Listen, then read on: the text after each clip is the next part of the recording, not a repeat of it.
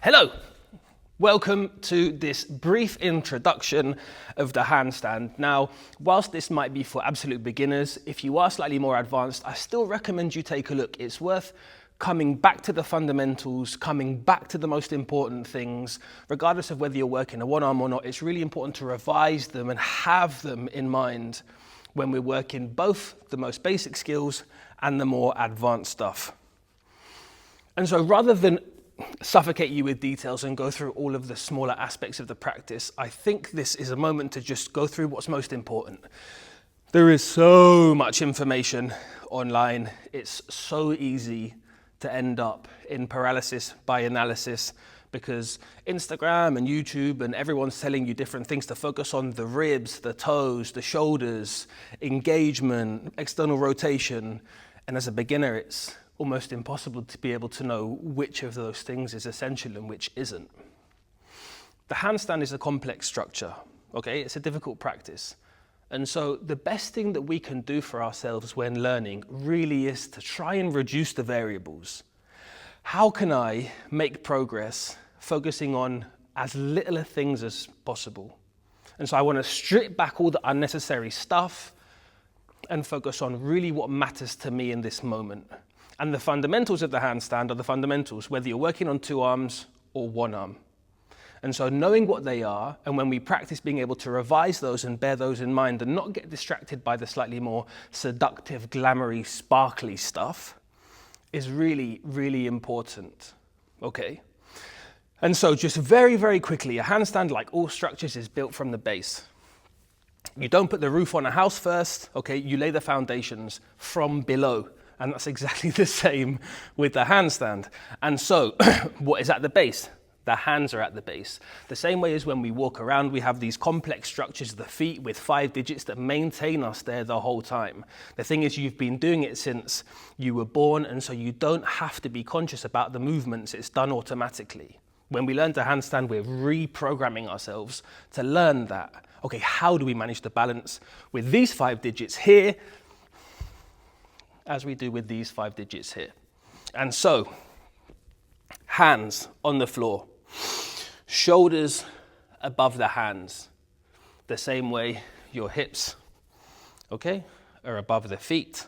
We don't walk around here, nor do we walk around here. Center of mass, I'm sure you've heard before, over base of support, which essentially means, okay, as my hips are over my feet, we want our shoulders over our hands. Every other detail, in terms of simplifying it, every other detail really is secondary to those. Hands, shoulders, some level of engagement through the body can be helpful, but we don't want to get distracted by that. Generally what I say is 70% of focus, 70 to 80% of focus needs to be on that base. Now let me demonstrate what I mean. And so, I can be in a handstand, and what you'll notice is that my shoulders are over my hands. I can be pushing less, or I can be pushing more. I can be in an anterior tilt, I can be in a posterior tilt. I can bend my knees, I can straighten my knees. I can flex my toes, I can point my toes. All of these things are secondary, and they can be useful, and they can be useful things to play with, but none of them are as important as my hands working and my shoulders being in the right place. As soon as my shoulders go, as soon as the position of my shoulders moves, I come down and I lose balance. And that's the same whether I'm on two arms or on one arm. And so always coming back to the fundamentals. When I'm learning, I ask myself the questions: are my hands working? Is my shoulder in the right place? Okay, and then the next would be, am I really engaging? Those 3 things.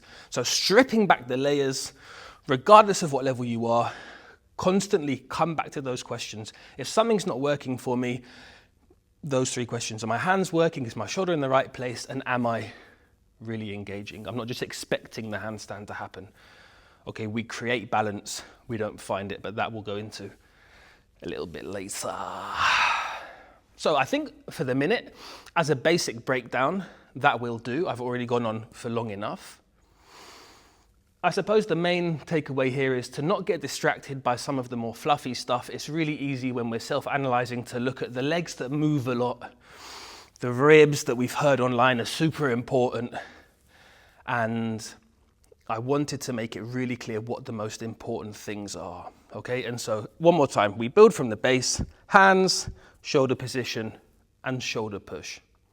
An additional point to add here is that we can use this sensation of standing up to help us really understand how to manage balance.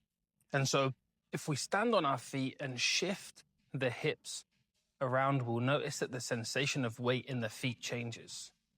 Now, if I was to ask you, where are you most stable? Where do you shift your weight to? Sometimes it can help to think, if someone comes to push me, how do I prepare myself to not fall over? Now, if we shift our weight onto our heels and someone pushes us, well, we're going to go. If instead, okay, we shift the weight further forwards, we have the grip of the toes onto the floor, this is generally where we feel most stable. Now, the same principles apply when we go upside down.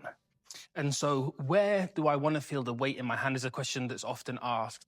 So yes, we want to feel the weight nice and spread, but certainly when we're beginning and when we're doing things that we find most challenging, when we need that extra bit of stability, then we want to really feel the weight into the fingers. We want to be able to use the fingers, i.e. dig them into the floor. And if we sit with the weight too far back onto the heels, we don't have that capacity. You can see here how that as I shift my weight back, okay, I have the weight onto my heels, but a very little capacity in my toes. If instead we bring the shoulders forwards, we have the weight spread through the hands and we can grip the fingers into the floor, this is generally where we find much more stability. And so if we're a beginner or doing something that's really challenging, this is where we want to be.